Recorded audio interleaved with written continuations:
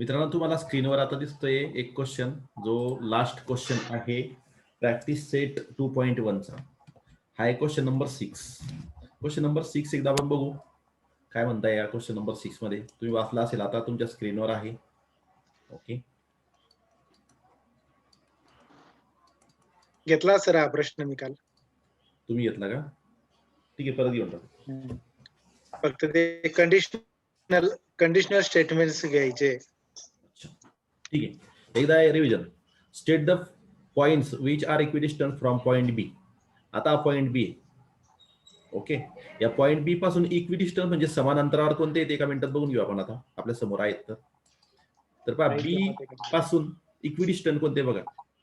आता पहा, सी जर विचार केला तुम्ही किती डिस्टन्सवर आहे, पहा हा एक इथून इतकं हे 1 युनिट आहे, परत इथून इतकं हे 1 युनिट आहे, म्हणजे बी आणि सी मध्ये डिस्टन्स किती आहे तर 2 युनिट आहे. आता बी पासून 2 युनिट डिस्टन्सवर ए पण आहे बघा. इथून तुम्ही जर एचं डिस्टन्स बघितलं, पहा इथून एवढं आहे 1 युनिट आणि इथून एवढं आहे 1 युनिट, म्हणजे बी ते ए डिस्टन्स किती आहे 2 unit. The points which are equidistant from point B, तर याचा आन्सर काय झालं, point A and point C. एक जोडी झाली. अजून दुसरे कोणते आहेत का बघू आपण. चला व्हीचा विचार करू आता.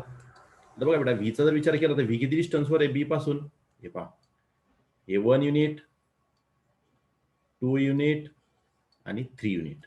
इकडे 3 युनिट डिस्टन्सवर कोणता दिसतोय का तुम्हाला? नाही दिसत आहे. कारण बघा, हे पहा, हे 1 युनिट, 2 युनिट आणि 3 युनिटवरचा पॉइंट आहे, पण त्याला नाव दिलेलं नाहीये, म्हणून त्याचा आपण विचार करू नये. इथं जाऊ आपण. किती युनिट झाले आता? डी ला 4 युनिट. इथं बघा तुम्ही, बीच्या डावीकडे बघा 4 युनिटवर कोणता आहे पॉइंट पी, म्हणजे इथं दुसरी जोडी काय झाली, point D and point P. तर अशा प्रकारे आपल्याला या पहिल्याचं उत्तर काय मिळालं. State the points which are equidistance from point B. B पासून समान अंतरावर असणारे पॉइंट कोणते? मग एक आहे पहिली जोडी ए आणि सी. एचं डिस्टन्स 2 युनिट आहे, सीचं डिस्टन्स 2 युनिट आहे, म्हणजे पहा असं म्हणू शकता तुम्ही, B A is equal to B C is equal to 2. आणि डी आणि पीच्या बाबतीत म्हणतो तुम्ही B D is equal to B P is equal to 4. बघा 4 युनिट डिस्टन्स आहे ते तुम्ही मोजू शकता. बी पासून डी पर्यंत 4 युनिट आणि बी पासून 1 2 3 4 पी पर्यंत 4 युनिट. अशा प्रकारे हे आपल्याला पहिल्या क्वेश्चनचा आन्सर मिळालं. दुसरं बघा आता, right a pair of points equidistance from point Q. दुसऱ्याच उत्तर इथे लिहितो मी. पॉइंट क्यूचा विचार करू. क्यू पासून इक्विडिस्टन्सवर असलेले कोणकोणते पहा. पहिलं तर मिळालं तुम्हाला जोडी, हे पहा 1 युनिटवर यू आहे, 1 युनिटवर एल आहे, म्हणजे पहिलं काय point L and point U. Q L distance is equal to Q U distance is equal to 1 unit. Similarly पहा क्यू पी बघा, क्यू पी. आता क्यू पीचा जर विचार केला, पहा क्यू पासून पी पर्यंत किती, क्यू पासून पी पर्यंत आणि क्यू पासून आर पर्यंत किती आहे, 2. हे पण किती आहे 2. दुसरं काय येईल, पहिली जोडी झाली. दुसरी जोडी point P and point R. कारण काय पहा, Q P is equal to Q R, किती युनिट येणार आहे 2 युनिट. ओके, अजून यापेक्षा काही वेगळं दिसतंय का? नाही, दोनच जोड्या सापडत आहे. तिसऱ्याच बघा आता, थर्ड नंबरला काय म्हटलंय, find distance U V, distance P C, distance V B, distance U L. चला मी इथं लिहितो याचं आन्सर, याच्या इथं खाली तुम्ही पण व्यवस्थित लिहा, खाली लिहा. पहा डिस्टन्स यू व्हीचा विचार करू आपण. डिस्टन्स यू व्ही, यासाठी आपण काय करावं लागेल आपल्याला, आता यूचा कोऑर्डिनेट काय बघावं लागेल आणि व्हीचा कोऑर्डिनेट काय बघावं लागेल. चला मी यूचा कोऑर्डिनेट काय आणि व्हीचा कोऑर्डिनेट काय एकदा बघून घेतो. चा कोऑर्डिनेट दिसतोय का मला? चा कोऑर्डिनेट बघा यू, आणि व्ही कुठे आहे? हा व्ही, याचा कोऑर्डिनेट. आता जरी डिस्टन्स तुम्हाला दिलेलं नसेल तरी मोजता येईल. बघा कसं पहा, कसं मोजता येईल भाई.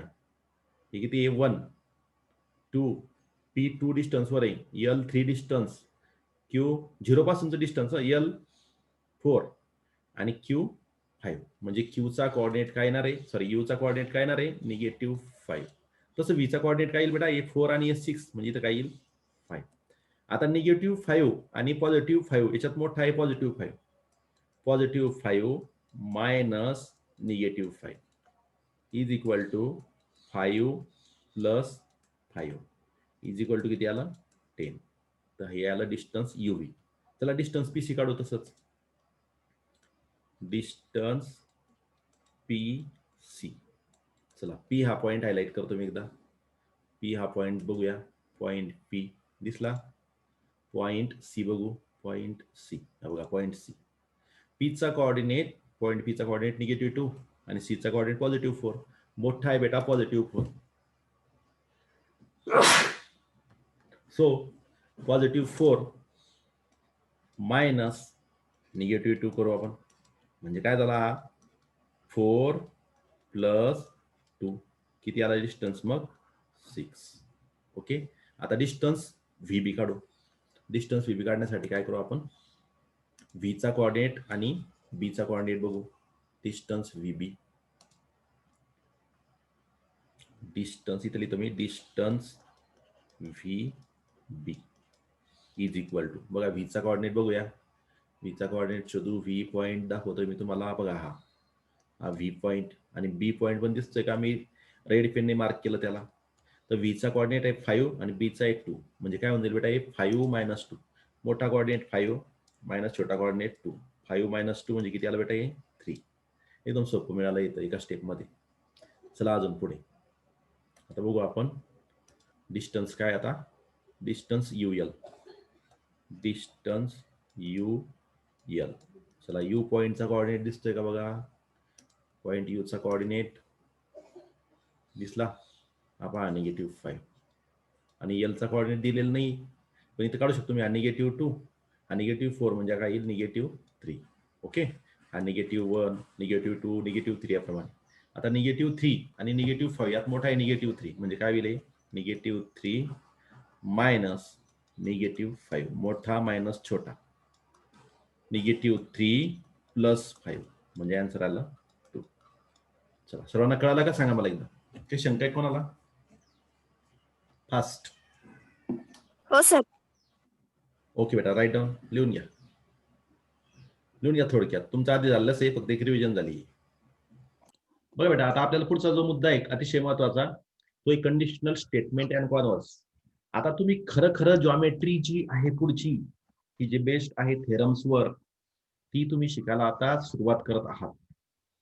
आता तुमच्यासाठी खूप नवीन गोष्ट आहे. तुम्ही 8वी पासून आता 8वी पर्यंत तुम्ही जे नॉलेज मिळवलं, त्या नॉलेजचं इम्प्लिमेंटेशन खरी करायची संधी तुम्हाला आता इथे मिळते.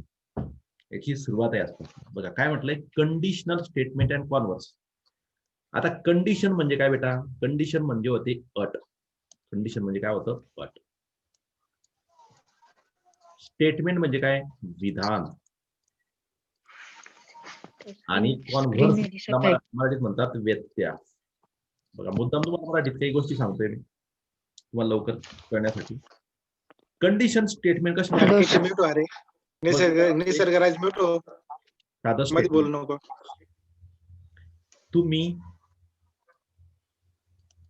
अभ्यास करा, तुम्ही यशस्वी व्हा. ही साधं विधान आहे. आता याला जर कंडिशन मध्ये बदलायचं मला, तर मला काय करावं लागेल? मला असं लिहायला लागेल, जर तुम्ही अभ्यास केला तर यशस्वी व्हाल. जे दुसरं विधान आहे त्यामध्ये कंडिशन केलेली. काय कंडिशन? सर स्क्रीन नाही दिसत आहे. तरच यशस्वी व्हाल, अशा प्रकारची कंडिशन आहे. याला म्हणतात कंडिशनल स्टेटमेंट. हे आपल्या डे टू डे लाईफ मधलं एकच नाही. बघा, अशा प्रकारचं जे स्टेटमेंट आहे दुसरं, याला म्हणतात बेटा कंडिशनल स्टेटमेंट. काय म्हणतात याला? Conditional statement. कंडिशन मध्ये दोन तुम्हाला नेहमी दिसतील, एक असेल जर आणि दुसरा असेल तर. बघा, हेच इंग्लिश मधून कसं घेता येईल आपल्याला? इंग्लिश मधून कसं म्हणू शकतो आपण? एक उदाहरण घेतो फक्त. आपल्या भूमितीच घेतो. All sides of square are congruent and all angles are right angle. किंवा याला अजून सोपं करतो मी, एक काम करतो. All sides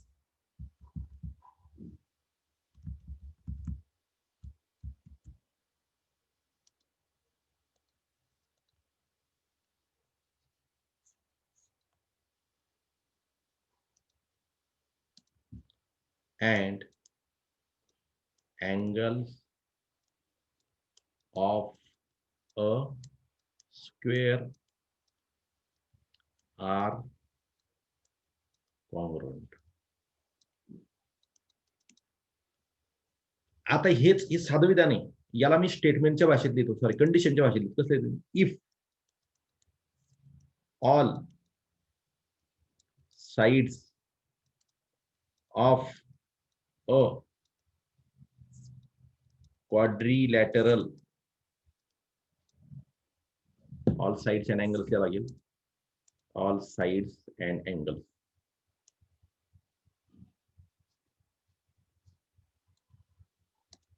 and angles of a quadrilateral are congruent, then it is a square. मग आता या दुसरं जे विधान लिहिलं मी, यामध्ये काय आलं बेटा? इफ आणि देन. ज्याच्यामध्ये इफ आणि देन असतं त्याला म्हणतात कंडिशनल स्टेटमेंट. हे जे पहिलं स्टेटमेंट होतं हे एक सिंपल स्टेटमेंट होतं आपलं, आपण जे लिहितो नेहमी ते.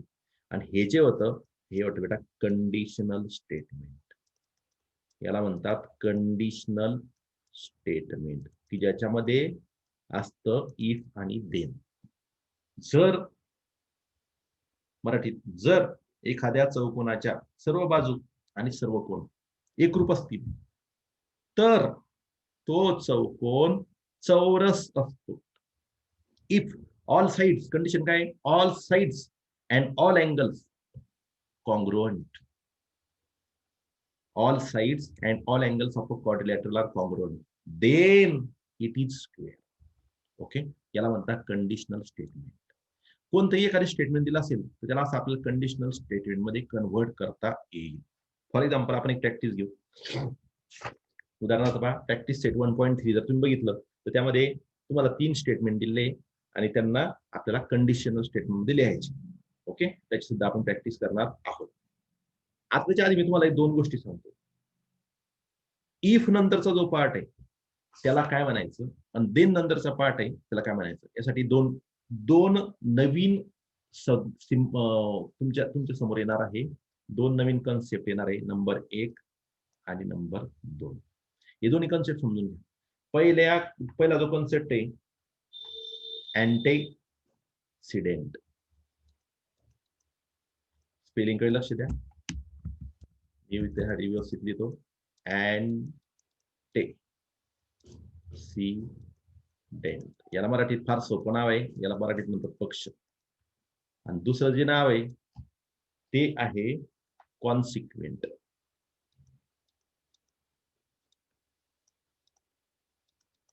याला म्हणतात साध्य. हे नाव पाहून काही घाबरू नका, आपण काही हे नाव वापरत नाही आता जॉमेट्रीमध्ये. याला म्हणतो आपण गिवन. काय म्हणतो ह्याला? गिवन. याला म्हणतात टू प्रूव्ह. आता आपण हे गिवन आणि टू प्रूव्ह वापरणार याच्या पुढे कधी पण. गिवन म्हणजे जो अँटीसिडेंट असतो त्याला म्हणतात गिवन पार्ट, दिलेला भाग, आणि जो कॉन्सिक्वेंट असतो त्याला म्हणतात साध्य, म्हणजे साध्य करायचं आहे ते टू प्रूव्ह भाग. म्हणून या नावांना काही टेन्शन घेऊ नका, तुम्ही घाबरू नका यांना. तरी लक्षात असू द्या अँटीसिडेंट म्हणजे काय, कॉन्सिक्वेंट म्हणजे काय. आता अँटीसिडेंट म्हणजे काय, एकदम सोप्या भाषेत सांगतो मला.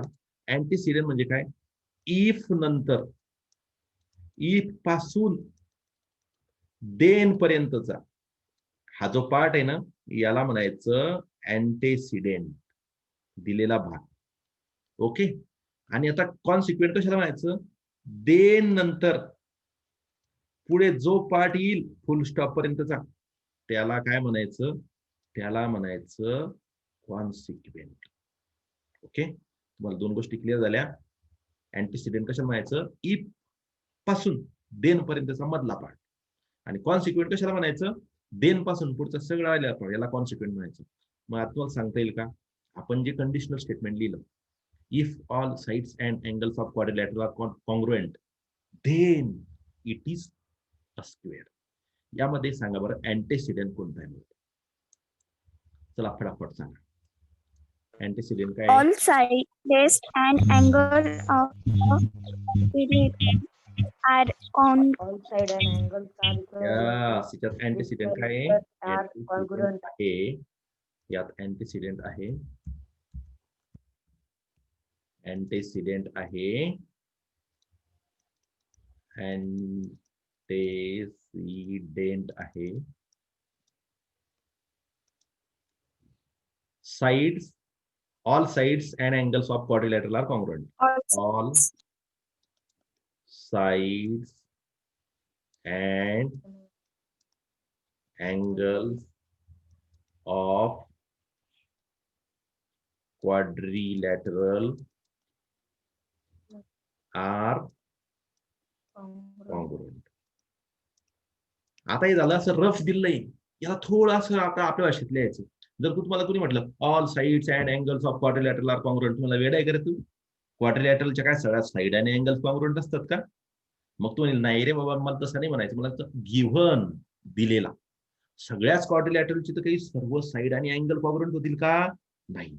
मग या वाक्याला सुधारित भाषेत लिहायचं आपण. कसं लिहायचं आपण?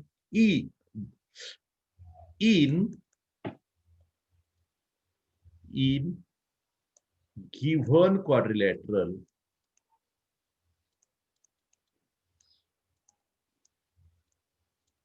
all sides and angles are congruent. In a given quadrilateral all sides and congruent angles are congruent. मग हो समजून दिलेला जो दिलेला आहे त्याच्या बाबतीत बोलताय तुम्ही, फक्त तुम्ही जनरल स्टेटमेंट करत नाही. तर अशा प्रकारे अँटीसिडेंटला थोडं तुम्ही व्यवस्थित स्टेटमेंट लिहिणं गरजेचं आहे. हे झालं अँटीसिडेंट. आता मला सांगा कॉन्सिक्वेंट काय आहे? Consequent It is a square. square. बर. It is a square. Consequent, it is a square. Yeah. It is a square. अशा प्रकारे तुम्हाला आता काय काय समजलं. मग कंडिशनल स्टेटमेंट म्हणजे काय, अँटीसिडेंट म्हणजे काय, आणि कॉन्सिक्वेंट म्हणजे. मग आता एकच पार्ट राहिला फक्त आपला, तो म्हणजे काय, कॉन्व्हर्स कशाला म्हणायचं. मी वर लिहून दिलं तुम्हाला की आज आपण काय काय शिकणार आहोत. त्यापैकी आता कॉन्व्हर्स पार्ट राहिला. चला कॉन्व्हर्स म्हणजे काय, एकाच सेकंदात तुम्हाला सांगतो, नंतर मग तुम्ही लिहा. आता पहा कॉन्व्हर्स. कॉन्व्हर्स लिहितो मी इथं.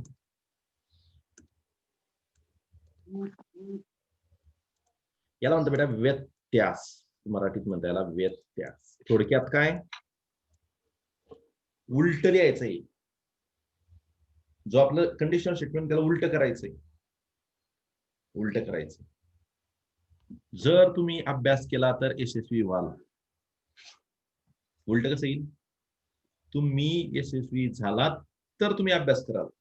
आता हे वाक्य थोडं वेगळं वाटतंय, म्हणजे यशस्वी झाल्यावर माणूस अभ्यास करतो, पटतं काय म्हणाला? नाही पटत. उलट यशस्वी झाल्यावर काय अभ्यास करायचं, काय मी आरामशीर बसून खायचं मस्त असं वाटतं आपल्याला, तसं काही नाही बरं.